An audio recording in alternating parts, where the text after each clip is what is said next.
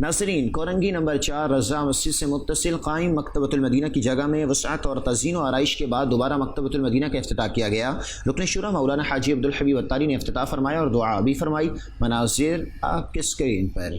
کراچی کے علاقے کورنگی نمبر 4 رضا مسجد سے متصل قائم مکتبۃ المدینہ کی جگہ میں وسعت و تزئین و آرائش کے بعد دوبارہ مکتبۃ المدینہ کا افتتاح کیا گیا۔ اس موقع پر مکتبۃ المدینہ کے ذمہ داران سمیت مختلف شعبات سے وابستہ ذمہ داران بھی موجود تھے۔ رکن شورا مولانا حاجی عبدالحبیب اتاری نے مکتبۃ المدینہ کا افتتاح فرمایا اور وہاں رکھی کتابوں کا جائزہ بھی لیا۔ اس حوالے سے رکن شورا نے مدنی خبروں کو بتایا۔ کورنگی نمبر 4 رضا مسجد میں مکتبۃ المدینہ کی برانچ کی ایک بار پھر اچھے طریقے سے رینوویشن کے ساتھ اوپننگ ہوئی ہے۔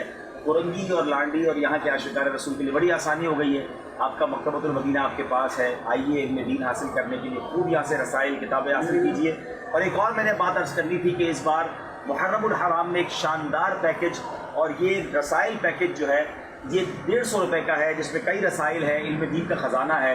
میری گزارش ہے، نیا سال ہے اور اس نئے اسلامی سال کا تحفہ آپ کی طرف سے اگر یہ تقسیم ہو جائے، ہمارا ہدف ہے کہ انشاءاللہ ہم نے 3,13,000 پیکٹ انشاءاللہ پوری دنیا میں ڈسٹریبیوٹ کرنے ہیں، لوگ خریدیں اور اسے تقسیم کریں۔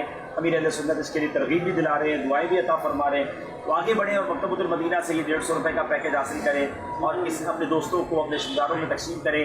یاد رہے، کوئی رسالہ پڑھ کے، کتاب پڑھ کے نمازی بن گیا، سنتوں کا پابند بن گیا، تو یہ آپ کے لیے صدقہ جاریہ ہوگا۔ تو یہ وہ خرچ ہے جو کام آنے والا ہے۔ جو مٹھائی کے ڈبے، گجرے، پھول، پتہ نہیں کیا دیتے ہیں، کیا ہی اچھا ہو کہ ہم یہ دے دیں اور اس کے ذریعے دین پھیلتا رہے۔